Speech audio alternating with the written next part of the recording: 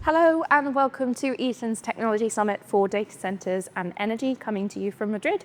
I'm Emma Strutton, I'm Head of Channels at DCD, and a pleasure to be joined by Linda Lescuyer, who is the Head of Sustainable Innovation at Data4 Group. So thanks so much for joining me, Linda. How are you? Thank you. I'm fine. Very happy to be there. Oh, no, thank you. Thank you. We're very happy to have you. So to start off, are you able to tell me a little bit more about you and your role at Data4? Well, sustainability is very important. It takes a strong role into acceptance and permitting for getting the permitting for data centers and projects. So my role is to support the activity into the development of our integration to local communities and to reduce environmental impact. And we are convinced, and I'm totally convinced, that we need to innovate for that. So that's exactly my role, to support design, to support construction and operation into a better integration of environmental issues and challenges. Yeah, absolutely. And as the industry scales from sort of smaller megawatt builds to these large campuses that we're seeing, what do you think fundamentally sort of needs to change in how the industry approaches sustainability? Let's say that the move to large campus, specifically with AI, which is driving density, densification of workload, is the concentration. So we do have to concentrate energy in a plot. We also have to concentrate the needs and the requirement of cooling capacity. And this induces a concentration of environmental impacts, such as heat, such as noise, and also potential air emissions when we talk about refrigerant leak, for example. And so the point is this concentration in a smaller geographic footprint should be considered, because it creates a kind of a new environmental impact at local area more than at global one. So it's really key to consider that. And I would say that our job now is our ability is to manage this concentration and to find a way to move from a problem, a challenge, to a new resource. That's the potential approach for the heat reuse. And we are considering at Data4 that our priority should be to investigate into innovation for heat to X, so transformation of heat into something else. And this is an approach that we are sharing with also the Net Zero Innovation Hub initiative, which is the European initiative, bringing together hyperscaler like Google and Microsoft, but also data center operators, Data4. We really make together an approach where we try to scale up solution and to find solution for example, for heat reuse. Yeah, brilliant. Thank you. And when it comes to obviously there's been some fantastic initiatives, as you said, in areas such as heat reuse, and when it comes to AI demand from the power side, this is obviously accelerating faster than renewables on the grid. So how can the industry balance this kind of rapid growth with sustainable commitments? I would say first, maybe it's important to acknowledge that we probably overestimate the demand of energy for AI. We don't know yet about the market of AI, the new services developed with AI. And there is probably also a part of speculation today on that.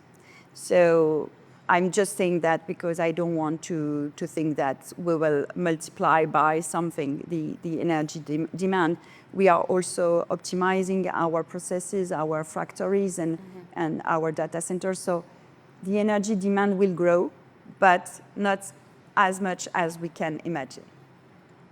That said, that's true that the AI demand is clearly accelerating, and not in the same proportion as the renewable energy production and the integration of renewable energy into the grid. So this is important also to consider that for data centers, we are not looking for a yearly, let's say, annual green sourcing. We are looking for solution, low carbon solutions on a 24/7 approach, which means a balancing between the supply of energy and the demand of energy in real time.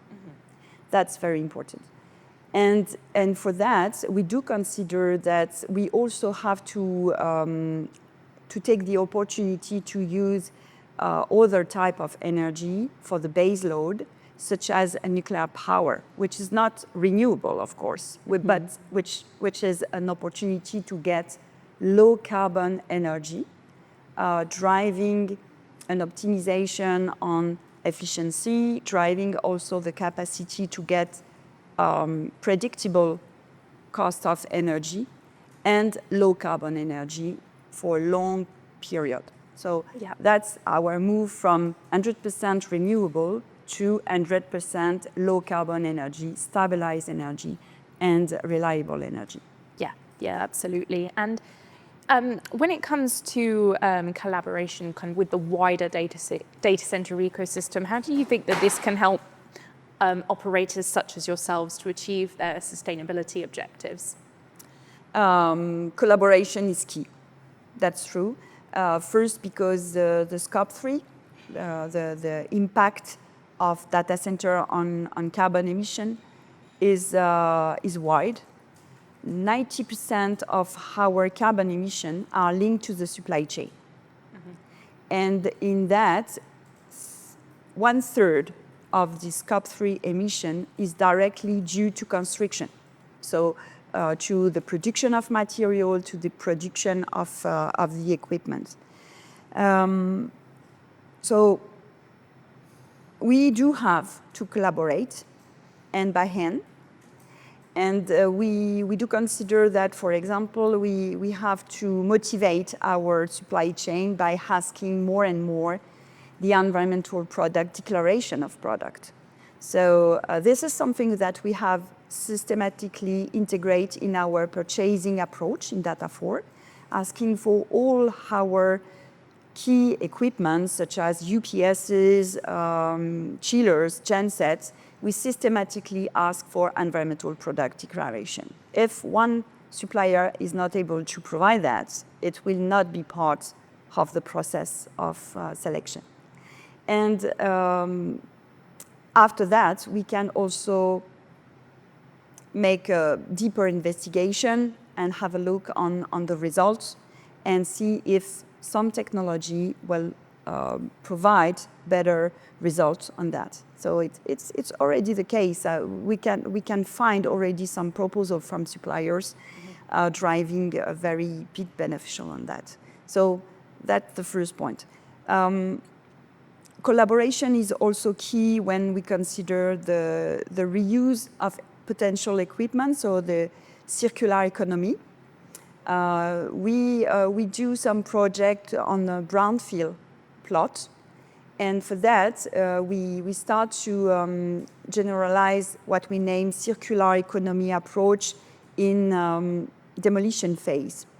And so we make an audit, a full audit, and we identify the equipment, the materials that can be reused by us or by different companies in order to decrease also the quantity of environmental impact due to the production of the equipment themselves. So yes, we rely on collaboration among all the supply chain. Yeah, absolutely. Well, Linda, I will wrap it up there, but pleasure speaking with you, and thank you so much for joining me. Thank you. Thank you.